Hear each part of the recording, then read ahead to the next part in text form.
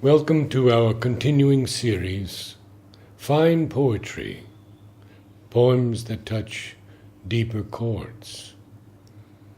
Wallace Stevens, Part 1. 13 Ways of Looking at a Blackbird. 1. Among 20 snowy mountains, the only moving thing was the eye of the blackbird. 2. I was of 3 minds, like a tree in which there are 3 blackbirds.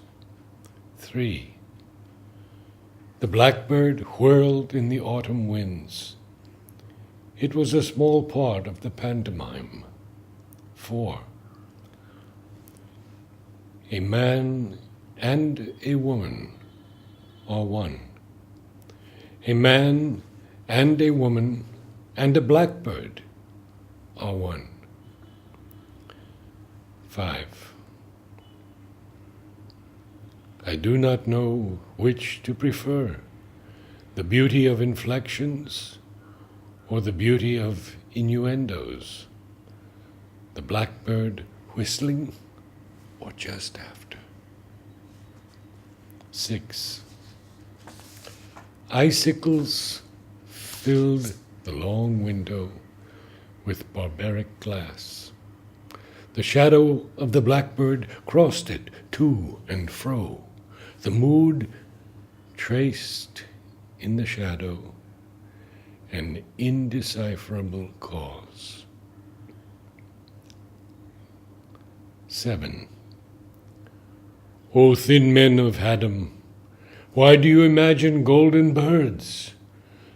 Do you not see how the blackbird walks around the feet of the women about you? 8.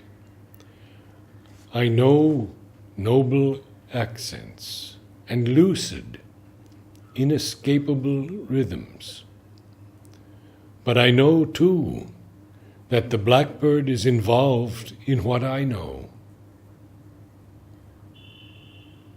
9. When the blackbird flew out of sight, it marked the edge of one of many circles. 10.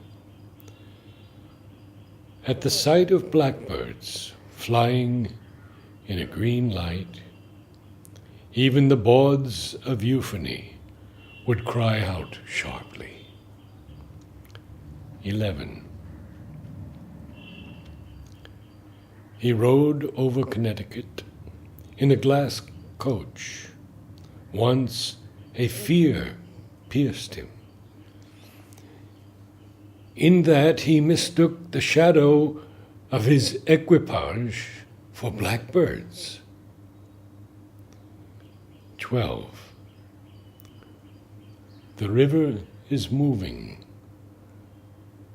The blackbird must be flying. 13. It was evening all afternoon. It was snowing, and it was going to snow. The blackbird sat in the cedar limbs. 1. Sunday morning. 1. Complacencies of the peignoir, and late coffee and oranges in a sunny chair, and the green freedom of a cockatoo upon a rug mingle to dissipate the holy hush of ancient sacrifice.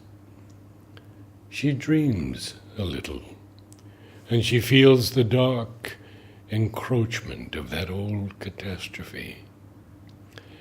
As a calm darkens among waterlights, the pungent oranges and bright green wings seem things in some procession of the dead, winding across wide water without sound.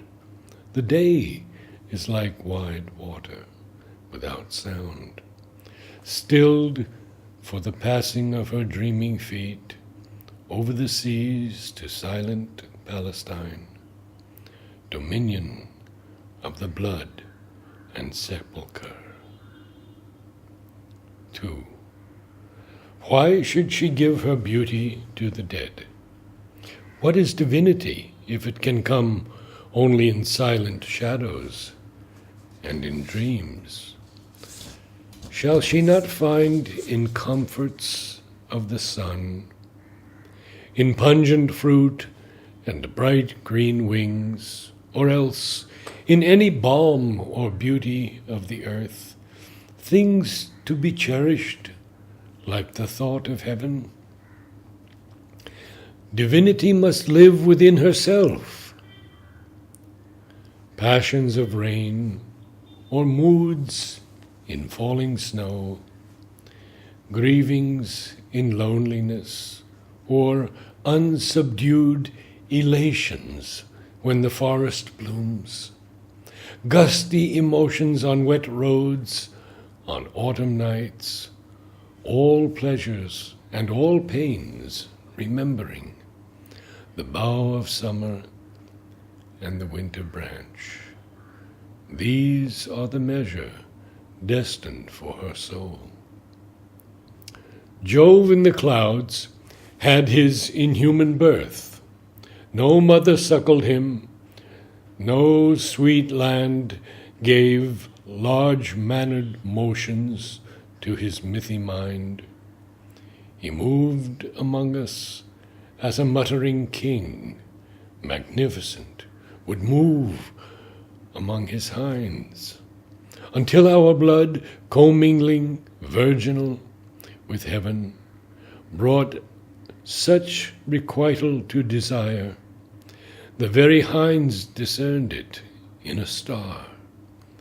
Shall our blood fail, or shall it come to be the blood of paradise?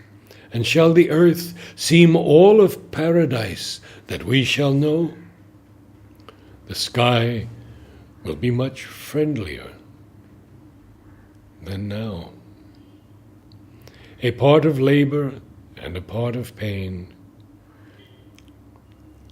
and next in glory to enduring love, not this dividing and indifferent blue. 4. She says, I am content when wakened birds, before they fly, test the reality of misty fields by their sweet questionings. But when the birds are gone, and their warm fields return no more, where then is paradise?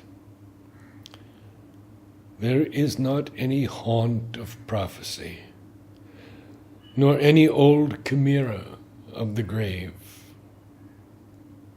neither the golden underground, nor isle melodious, where spirits got them home, nor visionary south, nor cloudy palm remote on heaven's hill, that has endured as April's green endures, or will endure, like her remembrance of awakened birds, or her desire for June and evening, tipped by the consummation of the swallow's wings. 5. She says, but in contentment I still feel the need of some imperishable bliss. Death is the mother of beauty. Hence from her alone shall come fulfillment to our dreams and our desires. Although she strews the leaves of sure obliteration on our paths, the path sick sorrow took, the many paths where triumph rang its brassy phrase, or love whispered a little out of tenderness. She makes the willow shiver in the sun, for maidens who were wont to sit and gaze upon the grass, relinquished to their feet. She causes boys to pile new plums and pears on disregarded plate. the maiden's taste, and stray, impassioned in the littering leaves. 6. Is there no change of death in paradise? Does ripe fruit never fall? Or do the boughs hang always heavy in that perfect sky, unchanging, yet so like our perishing earth, with rivers like our own that seek for seas they never find, the same receding shores that never touch with inarticulate pang? Why set pear upon those river banks, or spice the shores with odors of the plum? Alas, that they should wear our colors there, the silken weavings of our afternoons, and pick the strings of our insipid lutes. Death is the mother of beauty, mystical, within whose burning bosom we devise our earthly mothers waiting sleeplessly. 7. Supple and turbulent, a ring of men shall chant in orgy on a summer morn, their boisterous devotion to the sun, not as a god, but as a god might be, naked among them, like a savage source. Their chant shall be a chant of paradise, out of their blood, returning to the sky, and in their chant shall enter, voice by voice, the windy lake wherein their Lord delights, the trees like seraphim, and echoing hills that choir among themselves long afterward. They shall know well the heavenly fellowship of men that perish, and of summer morn, and whence they came, and whither they shall go. The dew upon their feet shall manifest. 8. She hears upon that water without sound a voice that cries, "The tomb in Palestine is not the porch of spirits lingering. It is the grave of Jesus, where he lay. We live in an old chaos of the sun, or old dependency of day and night, or island solitude, unsponsored, free of that wide water, inescapable. Deer walk upon our mountains, and the quail whistle about us their spontaneous cries. Sweet berries ripen in the wilderness, and in the isolation of the sky at evening, casual flocks of pigeons make ambiguous undulations as they sink downward to darkness on extended wings. The house was quiet, and the world was calm. The house was quiet, and the world was calm. The reader became the book, and summer night was like the conscious being of the book.